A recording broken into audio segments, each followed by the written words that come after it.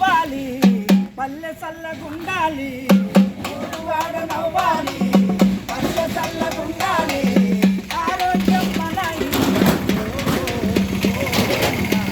సంపదగా మారాలన్నా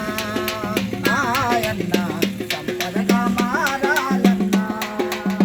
మన ఇంట్లో కూర్చున్న చెత్తను పారేస్తే వీధులలోన